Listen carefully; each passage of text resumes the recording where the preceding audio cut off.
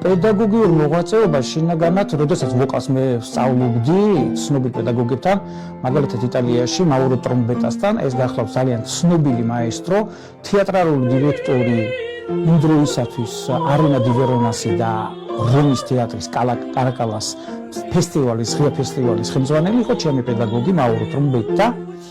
ძალიან ინტელექტუალურად განათლებული, მიუხედავად მარტო მუსიკის, ასევე ფილოსოფიური თვალით აღიქვამდა და ხედავდა ხელოვნებას. ძალიან ძლიერი პედაგოგი იყო და ამ პედაგოგიური მოღვაწეობის გააზრება დიდი პასუხისმგებლობის გზნობით შემაყვარა, რომ ჩაწვდომილიყავი როგორც საკუთარ თავის გასაღების პოვნაში, ასევე დახმარებოდი სურვილი მქონდა ცოდნა გადამეცა ვოკალური ხელოვნების დახელოვნების მაძიებელ სტუდენტებში. და ეს დიდი პასუხისმგებლობაა, რა თქმა უნდა, და გამოცდილებას ხელს მიწყობდა, რომ გამიცვალა ეს ცოდნა სტუდენტებისთვის, მოსწავლეებისთვის, ეს უკვე იტალიიდან დაწყებული მოღვაწეობა იყო.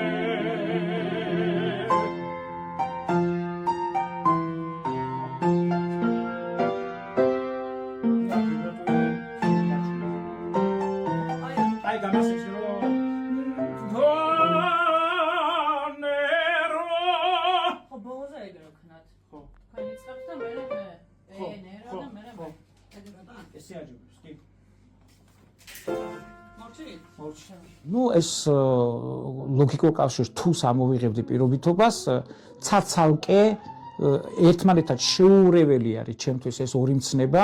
სასცენო მოღვაწეობა ეგ არის შემოქმედებითი ნაწილი, სადაც გარდასახვის მსმენელთან მიახლოების ძირითადი გზა არის, სადაც კარგად ვიცით, რომ საოპერო ხელოვნებაში ყველა დრამას ჩვენ გავაცოცხლებთ ხოლმე ჩვენს გმირებს, ჩვენი ხმით და ჩვენი ემოციით, სულ სხვა დატვირთვა, ანუ რეალიზების შემოქმედებით ნაწილში განუმეორებელი გამოცდილება, პედაგოგიკა, დიდი პასუხისმგებლობა, რამე თუ შენს სმენაზე, შენს სმენით კულტურაზე ძალიან დიდია დამოკიდებული. აი, ბევრი მეკითხებიან ხოლმე, რომ ტექნიკური ნაწილი, აი ვოკალურად ტექნიკური ხმის განვითარება პედაგოგიკაში, როგორია, რა არის და კულტურა სმენის. მე როგორც მასწავლის იტალიელმა პედაგოგებმა, არის ფუნდამენტი ეს, რომ პედაგოგიკაში კულტურა სმენის პედაგოგზე ძალიან დიდია დამოკიდებული.